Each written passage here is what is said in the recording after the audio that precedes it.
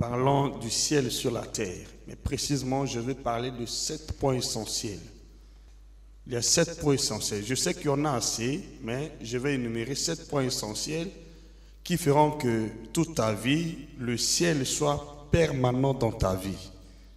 Qui fera que dans ta vie chrétienne, le ciel soit permanent. Dis Amen. Parce que vous savez, prier, ce n'est pas juste un temps que nous passons dans la distraction où nous cherchons à connaître Dieu. Prier, c'est le temps de rentrer en contact avec notre Père, notre Dieu. Et c'est un privilège. C'est un privilège pour nous, par la grâce de Dieu. Il y a des présidents des nations, des autorités qui n'ont jamais eu l'opportunité de causer avec Dieu. Mais toi, tu as eu ce privilège. Pour moi, prier n'est pas une routine. Prier, c'est un privilège. Parce que ça te permet de rentrer en contact avec le Père, le Dieu créateur. Je ne sais pas comment tu mesures l'ampleur de la prière dans ta vie. Tu rentres en contact avec la personne la plus suprême, l'autorité suprême que le monde n'ait jamais connue. Qu'aucun roi, qu'aucune personne ne peut conditionner ce qu'il décide dans ta vie. Tu rentres en contact avec ce Dieu créateur, celui qui a toutes les décisions de la vie, celui qui se décide, la chose arrive. Tu rentres en contact avec lui. Bien-aimé, le temps de la prière n'est pas le temps de la distraction. C'est le temps de la prise de grandes décisions dans le monde spirituel.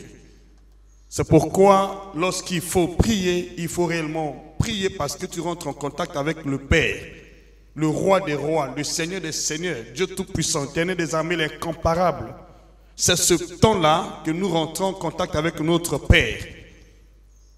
Et c'est pendant ce temps que notre Père nous donne l'opportunité de contempler sa gloire.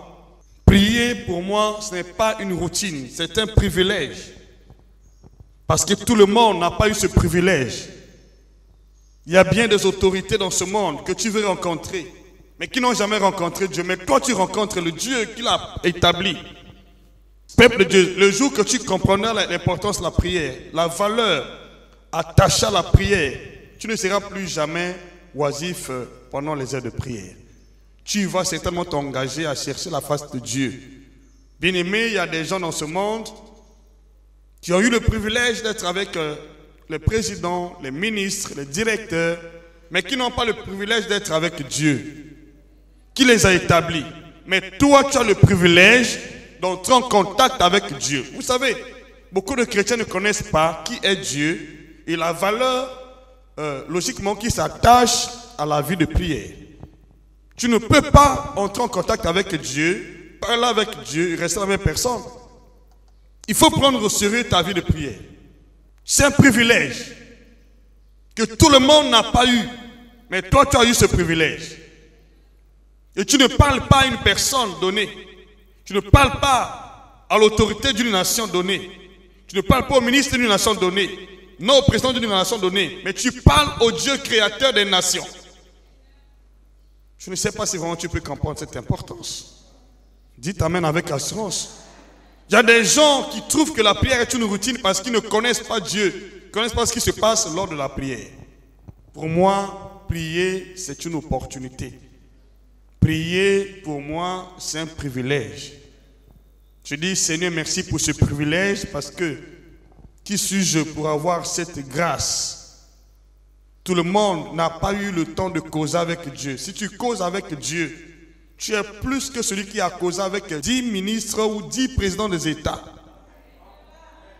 Tu peux dire Amen. Et je veux que lorsque tu viens à l'église, tu rentres en contact avec ton Père. Celui qui a établi, c'est à lui que viennent l'autorité, la domination, les principaux. Donc, toutes ces choses, le pouvoir vient de ton Père. Celui que tu pries. Mais parfois, tu es dans ce monde-là, mais tes problèmes ne sont pas résolus. Et tu te décourages. Tu cherches la relation avec une personne, mais non avec Dieu. Bien-aimé, la meilleure façon de résoudre les problèmes, c'est d'avoir une relation parfaite avec ton Père, avec Dieu. Parce qu'il est le décideur de toutes choses, de tout ce qui se passe dans ce monde. Si tu connais bien Dieu, tu ne peux pas être dans la confusion. Tu ne peux pas être humilié devant les puissances de ténèbres ni les autorités. Parce que c'est lui qui a la dernière décision. Tu es d'accord avec moi? Dis Amen. Et aujourd'hui, je te rassure que tu vas rentrer dans la présence de Dieu. Ta prière ne sera plus jamais affectée par la puissance des ténèbres ni par qui que ce soit. Quand tu vas prier, tu vas rencontrer Dieu en face et tu vas poser tes problèmes. Mais te rassure qu'il va aussi résoudre tes problèmes. Dis Amen avec assurance. On ne vient pas perdre le temps ici. Nous venons à la rencontre d'une grande autorité, d'une haute autorité, d'une autorité majestueuse. Celui qui n'est pas roi, mais qui est le roi des rois. Celui qui n'est pas seigneur, mais qui est le seigneur des seigneurs. Dis-moi amen. Celui qui n'est pas Dieu, mais qui est le Dieu des dieux. Tu viens rencontrer ce grand Dieu-là. Est-ce que tu peux me dire amen? Ton histoire doit automatiquement changer. Si c'est toi, dis amen. Tu ne peux pas prier Dieu des années et rester la même personne. Non. Rassure que ton histoire doit changer. C'est pourquoi je veux vous parler des étapes qui vont te faire vivre le ciel sur la terre. La vie de Dieu sur la terre. Dis-moi amen avec assurance. Tu peux vivre la vie de Dieu sur terre, bien-aimé. Beaucoup de chrétiens ne connaissent pas l'importance de prier Dieu. Parce qu'ils ne connaissent pas Dieu. Il n'y a personne qui connaît Dieu et qui soit complexé dans ce monde. Au contraire, les gens doivent t'envier. Parce qu'ils doivent consulter Dieu par ton canal. Dis-moi amen avec assurance. Prier Dieu, c'est un privilège. Que Dieu te bénisse au nom de Jésus-Christ. Tu es d'accord avec moi? Dis amen. Tu es d'accord? Dis-moi amen. Tu ne seras plus jamais la même personne. Au sortir d'ici, ton histoire va changer. Ce mois-ci, tes choses vont changer. Dis-moi amen. Ne te compare pas à une personne donnée. Tu es unique dans ton genre. Les autres ont eu la chance d'être ministre, d'être président, d'être directeur quelque part. Mais toi, tu as eu le privilège de te communiquer avec la personne qui les établit. De se communiquer avec Dieu, avec le roi des rois, le Seigneur des seigneurs. C'est pas partir aujourd'hui. Personne ne va se décider de ta vie. C'est Dieu seul qui va se décider. Est-ce que tu peux dire amen là où tu es? Est-ce que tu peux entendre ton amen? Je veux bien ton amen. Tu es venu te communier avec qui? Qui est ton Dieu? Qui est-il? Le jour que tu comprendras qui est Dieu pour toi, et tu réaliseras qui est Dieu pour ces personnes que tu supplies. Le jour que tu comprendras qui est Dieu pour toi, tu sauras là où le placer et là où placer les gens. Je prie que les choses changent. Réalise que c'est lui qui a la dernière décision. Dieu, ton Père à toi. Ton Père à toi. C'est lui qui a établi les autorités, qui a établi les rois, qui a établi les présidents, les ministres, c'est lui. C'est ton Père à toi. Tu as la relation avec lui. Même si je n'ai pas la relation avec une autorité de la place, mais j'ai la relation avec la personne qui a établi l'autorité de la place.